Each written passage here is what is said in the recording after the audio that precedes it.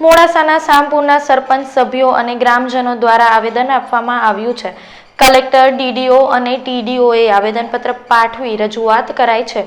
શામપુર ગામના અમુક ઇસમોએ આ ગ્રામ પંચાયતને નુકસાન કર્યાની રજૂઆત કરાઈ છે। પંચાયતની દિવાલ અને વૃક્ષ ગેરકાયદેસર તોડી નાખવામાં આવ્યા છે। ગ્રામ પંચાયતના અમુક સભ્યો પર હુમલાનો પ્રયાસ થયો છે। અવિશ્વાસની દરખાસ્ત કરી પંચાયતને ઝૂંટવી લેવા ષડયંત્ર કરાયું છે।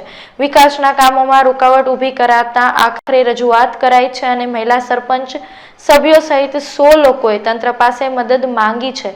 લાલપુર પાદર ગામના લોકોને ડરાવવાની કોશિશનો આક્ષેપ કર્યો છે।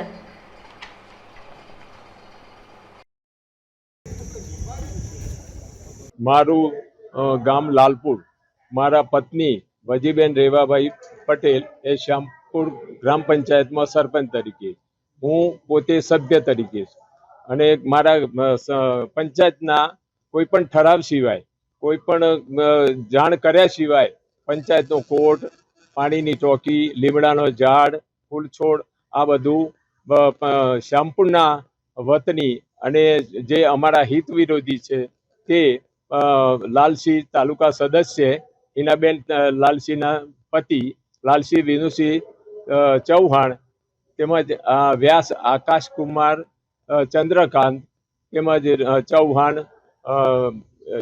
ઈશ્વરસિંહ રૂપસિંહ આ અમારા પંચાયતના હિત વિરોધી છે। જે પંચાયતમાં લાલસિંહે તથા આકાશસિંહ વ્યાસે જે ખોટું તોડ્યું એ પંચાયતને કોઈ જાણ કરી નથી, એમ વિરુદ્ધમાં છીએ।